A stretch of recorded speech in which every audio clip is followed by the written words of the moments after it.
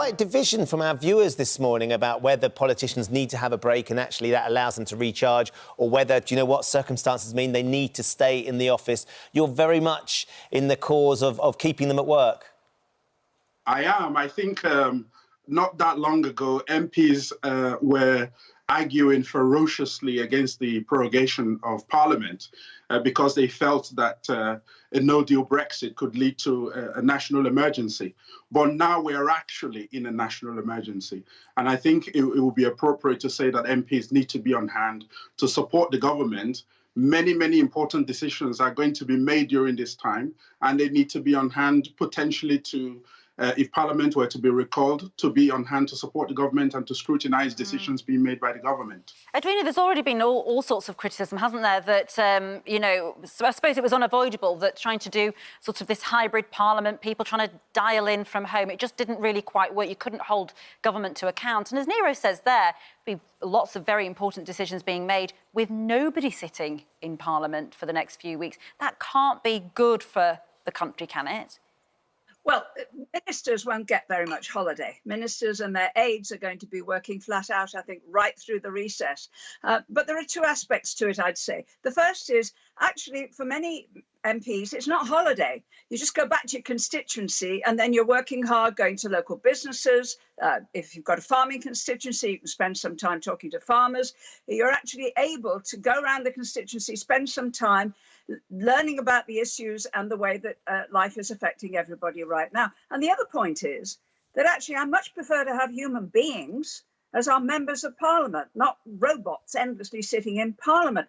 You know, when I was an MP, there were over 600 men there and only 23 women. And that made it easy for the men to spend all their time in Westminster because they've got wives at home. Well, we don't do things like that anymore. And we recognise the importance of parents and of fathers. I want them to spend time with their families, genuinely with their families, and then be more normal people, if you like, when they come back to sit on the green benches. And Nero, there is definitely a case to say that clear and concise thinking needs a little bit of space. And our politicians have been dealing with so much at the moment, you know, with their constituencies, with furlough schemes, with lockdown, that actually giving them a bit of headspace will allow them to go away, reset and come back and think clearer and allow them to make better decisions. Well, and in normal circumstances, of course, we will all support that. We all need a bit of a break. But the reality is we've all had to make sacrifices. And this pandemic remains a significant challenge.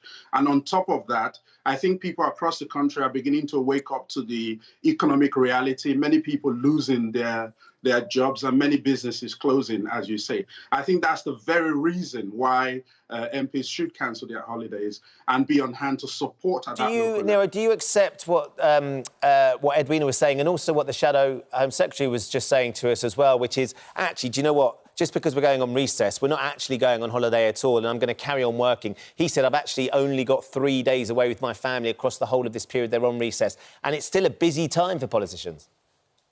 Well, it's not, I don't think it's wrong to say people need a break. The point I'm making is that people across the country need a break. The nurses need a break, the carers need a break. But we are still in the middle of a significant crisis for the country. The likelihood is we're probably going to have a second wave. All of these are critical issues. And yes, do have a break. But I think there's even an argument for staycation, which is what people are being asked to do as well, to contribute to the recovery effort.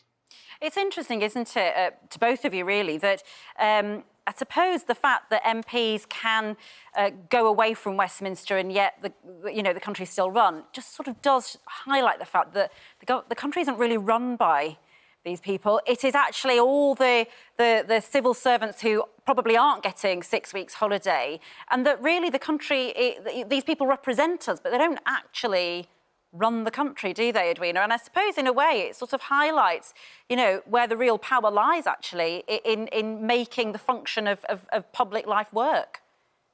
The real power lies with all of us. The real power lies with every employer in the country. The real power lies with everyone, the carers, the NHS staff, everybody who's actually doing something to put something back into society.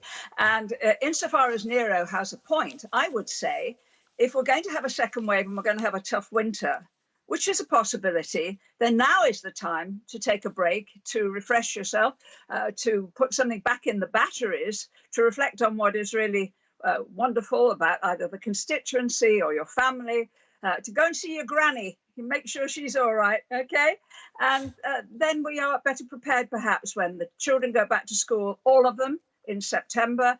We're better prepared for what might just be a tough and challenging winter ahead. Dr. Sarah Jarvis is in the studio with us. I don't doubt, Sarah, there is a case to say that for their own mental health, the politicians need some time off as well.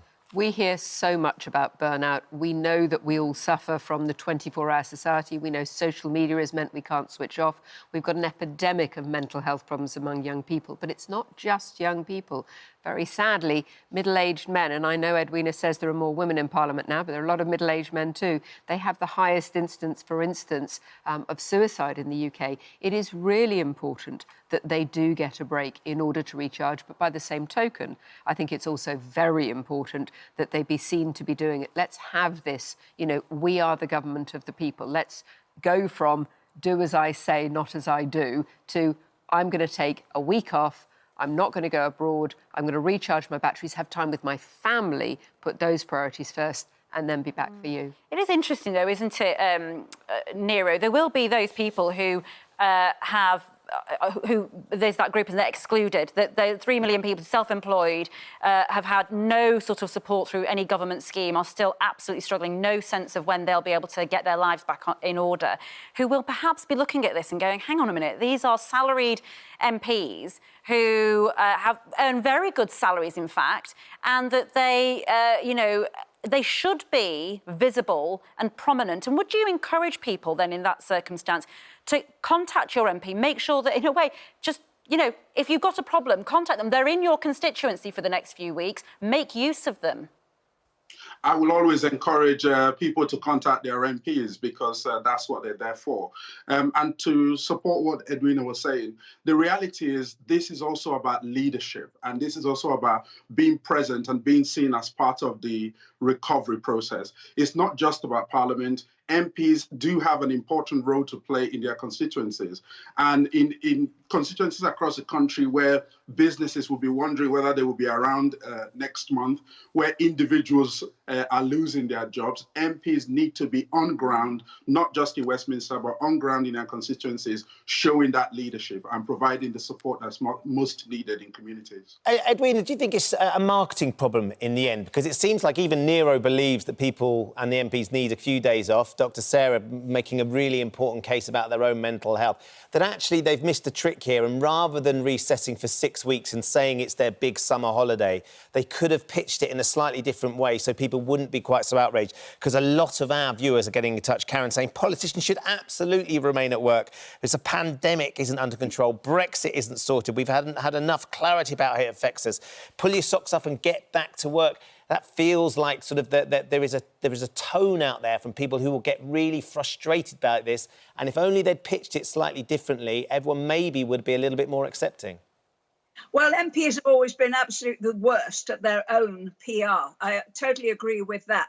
And it's quite important when they are in the constituency, if they're doing the kind of visits and discussions, and perhaps the in-depth work that I've been describing earlier. It's important they put out press releases, they're on Facebook, and they actually tell people what they are doing. And actually, in the long run, that helps. There is a reason why. Where I live in the north of England, there's a great sense that Parliament has neglected us. And I think the reason often is that the MPs spend far too much time in London. They spend time in London and they're concerned about the trains and they're concerned about house prices in London. But up here, we have whole towns that really need a lot more attention. And I think since December, since that election, which was such a big surprise to all the pundits, I think that's actually happening. Now, those MPs, those red wall MPs, the new ones, they're very keen, and they are working their little cotton socks off. I've never seen anything like it. And hopefully we will see some improvement over the next few years.